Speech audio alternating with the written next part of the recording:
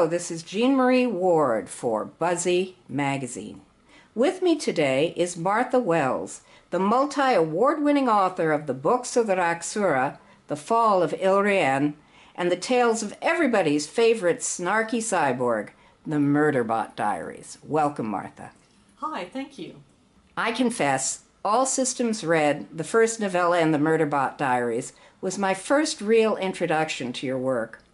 From the opening line, the voice of your cyborg security unit protagonist jumped off my screen. It was so snarky, so real, so human. How did Murderbot land on your keyboard? Well, I'm not really sure. Originally, it was going to be a short story. I was finishing up the end of The Harbors of the Sun, which is the last Raksura novel, and I just got the idea for a story about basically a security person who was enslaved and supposedly controlled by the government module, and who had actually freed itself, and was faced with the choice of letting the people it was guarding die or revealing to them what it was, and I'm just that it was free. So I don't really know where that came from. I really liked the idea. I knew it had to be in a science fiction setting, and I kind of, just meant to write down a few lines so I'd remember it, because I needed to go back and work and finish The Harbors of the Sun. And then I ended up writing like 5 pages of the scene where Dr. Mensa comes and knocks on the cubicle wall and actually talks to Murderbot like it's a co-worker, which kind of sets off the rest of the story. So I don't really know where the idea came from. It was just like a really vivid scene. And as I finished Harbors of the Sun, and then started the very next day started to work on All Systems Red. And it was just, I realized immediately it needed to be longer. And my short story was originally going to have a sad ending, and that just was not working. And I didn't want it to have a sad ending because I was really falling in love with the character. And I just decided that it really needed to be novella length, and by the time I got to it, I had changed my mind a lot about the ending. I was flipping back and forth about whether it would stay with Dr. Mensa or leave, and I finally, when I got to the end, I knew which one it was going to do. Mm-hmm. The ending wrote itself, if you will. It told you what it wanted to be? It didn't want to write itself up until I got there, and once I got there, I really knew that this is how it had to go. Is this something that happens to you often, that a character will come in and land and suddenly take over the story you thought you were writing? Yeah, in some ways it does. I love it when that happens. Yes. It kind of happened with Stone in the books of the Raksura. I didn't originally envision that character as being that vital to the story, but he does become that vital. It happened with a lot of characters, actually, with Pearl and Malachite.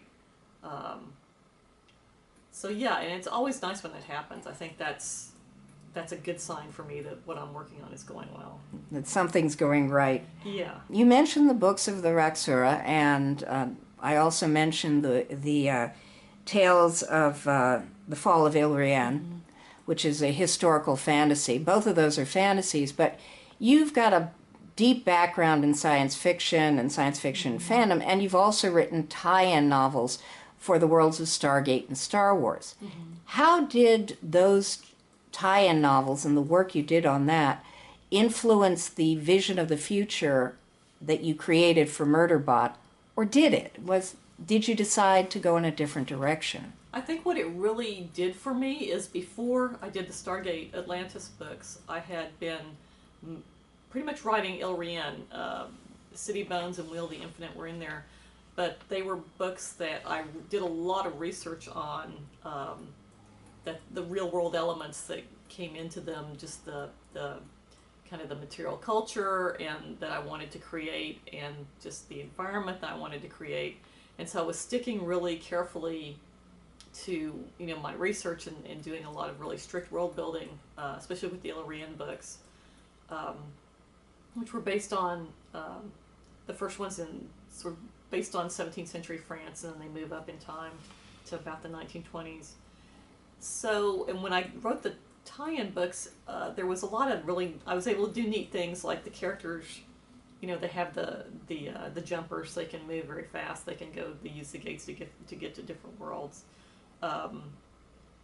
It felt really freeing because it felt like there was a lot more. Being able to have like the advanced technology, I mean, you could do a lot more things. I could make up a lot more. I was it kind of freed me up to kind of look at different possibilities. And because I'd really been in that really historical fantasy mindset for quite a while.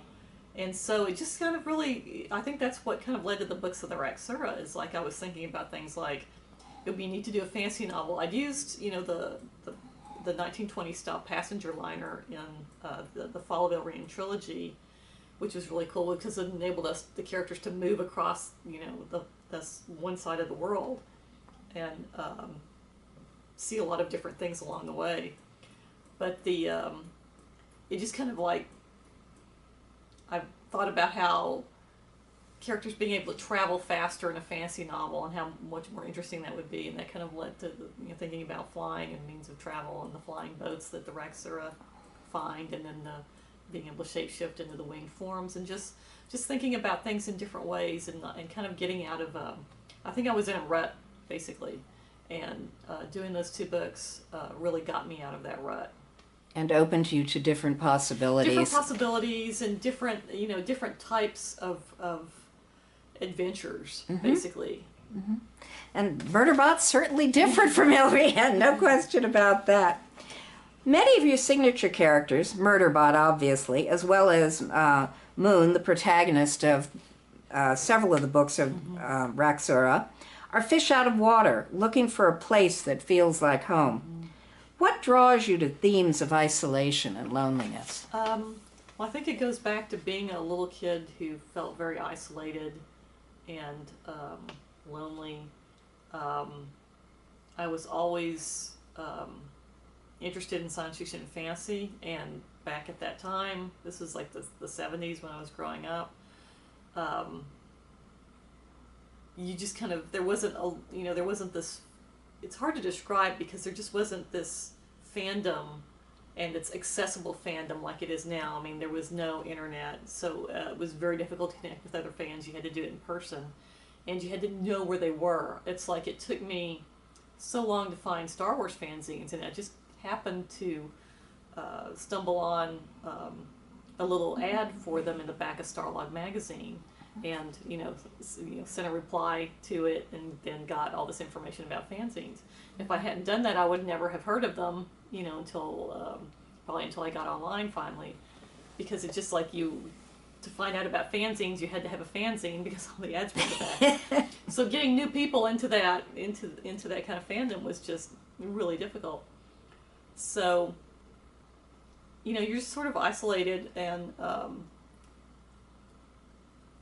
had a lot of I've had a lot of problems with depression and anxiety, which also feels very isolating. So I think it all really comes out of that. Not all of these characters that you have are human, obviously. We're talking cyborg security units, we're talking sentient computers, we're talking flying lizard people who shapeshift.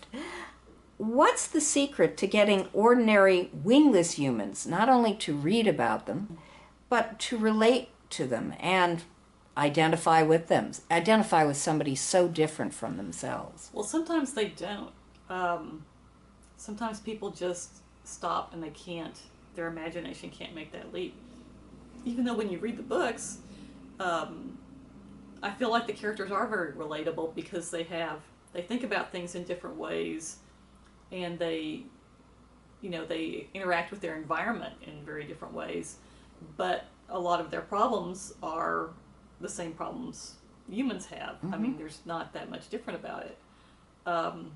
But some people really can't get over that physical being, that this is a person who is not human. And I've had that conversation with people where they say, how can you write about something that's not human?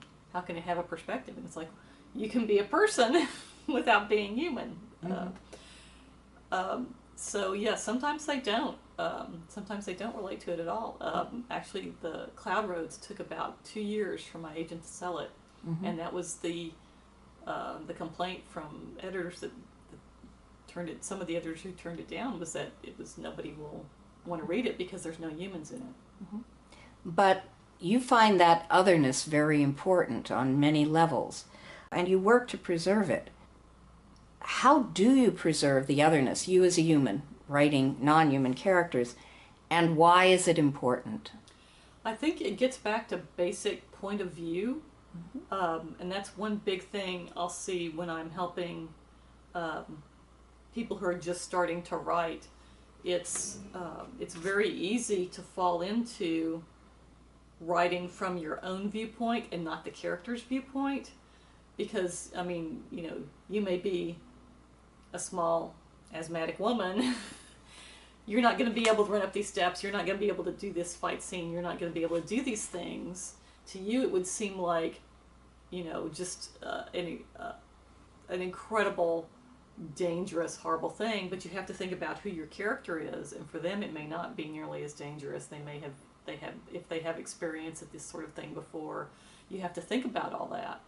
And writing alien characters or non-human characters or machine intelligences is just, you have to think about their physicalness and how that would affect their thinking and what their experiences would have been, what the things that they would have no experience with.